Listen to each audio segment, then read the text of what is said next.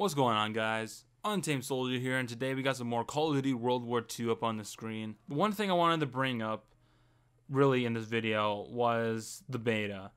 I just got done watching Thunder's video, and he brought up, like, why the beta was better than the whole entire game itself. That is kind of something I actually having a theory on.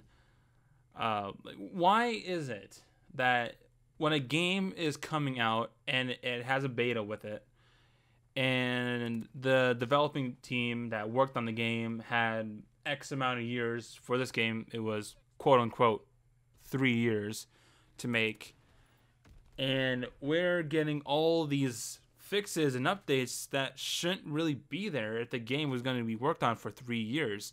The math that just doesn't add up. It doesn't work. It doesn't make sense.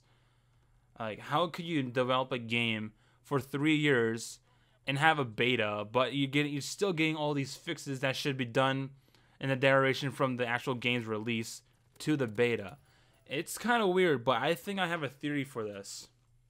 Like, it may sound dumb to you at first, but if you give it some thought, it actually kind of makes sense in a marketing standpoint. So it's kind of, I guess it's kind of the same way with movie trailers, the same way it works with video game betas. Like, there's those movies out there. I mean, if you guys can look it up, they're out there. There's those times when the movie trailer is actually better than the entire movie itself. Those movies actually exist. Go look them up. The trailer could be as badass as the movie itself. Kind of the same way how the beta can work in a video game. Us as a COD community, I don't really feel like I'm part of a COD community because I'm kind of split between Grand Theft Auto and Call of Duty. But anyways, the Call of Duty community was in uproar when they had futuristic Call of Duty for 3 years. Advanced Warfare, Black Ops 3, and Infinite Warfare. So when Sledgehammer comes out and they announce that the next Call of Duty game will be World War II, which means 100% boots on the ground, everyone was applying them, saying thank you for bringing us back to boots on the ground. That everyone was happy. I think everyone was happy because they're going back on boots on the ground. The beta comes, everyone is happy, everyone's getting to the game, like when they had access, and a little problems like, you know, the beta codes to send to people that want to play and all that jazz.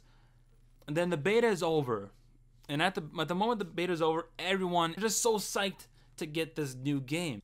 Then when the final game comes out, we're getting map exploits, people going to the walls, shooting people, stuff that should have been fixed in the beta, some things that should have been mentioned in the beta that should have been fixed. Gun balancing still needs to be fixed. Snipers need to be fixed. And all this other stuff. So it comes back to my theory. It's kind of like a trial with something that, like a product. If the consumer tries it and they love it, they're guaranteed to buy it.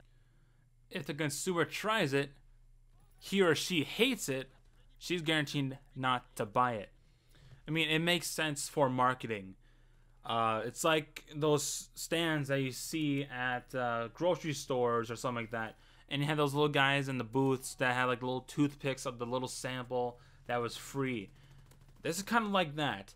You get your free sample for the people who got the beta code sent to them. They got that free sample, and if the people love that free sample that they're giving them, they're gonna be wondering, ooh, this was really good. I want to get the entire thing if it's going to be this good. But then once you get the entire, you know, the whole entire thing of what that sample was, and it's crap, you already lost some money because you weren't guaranteed something that should be there. I mean, if we're going with this theory, like the sample theory, I want to call it the sample theory with the betas on Call of Duty, the sample theory. At this point, I just wish that they did open betas for Call of Duty, kind of like what the competition's doing with Battlefield. Because I'm pretty sure every Battlefield or Battlefront, because they're basically the same thing, right? All of them are open betas. Everyone who has, you know, the storage on their console or PC, they can just download that game or the beta and try it and play it from there. If you don't like it, don't buy it. If you enjoy it, you're gonna go buy it. I mean, it's common sense, right? When we're talking about betas between EA and Activision, EA always has the upper hand, always. I'm pretty sure all EA titles had a beta of some sort. And in that beta, it was always that all players were available to the beta. So therefore, it gives the consumer who is trying the product an option. If you like the beta, you're going to go buy the full game. If you don't like the beta, you're not going to go buy the full game. It's common sense. It's something that probably Activision should probably try. I mean, yeah, they tried an open beta with Overwatch. Yeah, I know that. But for Call of Duty games, because we're at this point with Call of Duty, we're not even sure if it's gonna be good or not. Like, we're not sure if it's gonna be Black Ops good or it's gonna be Infinite Warfare trash. So I'm just wondering if they should just do open betas at this moment, because I'm getting sick of paying for something that I'm not sure if it's gonna be good or not. And at this point, I think World War II has potential, but it's just not getting done in time. So that's been it. So if you guys agree with me, give it a like on this video. I hope you guys enjoyed this video. Give it a like if you did. I'll see you guys next video wherever I may. Stay awesome. Have a good one.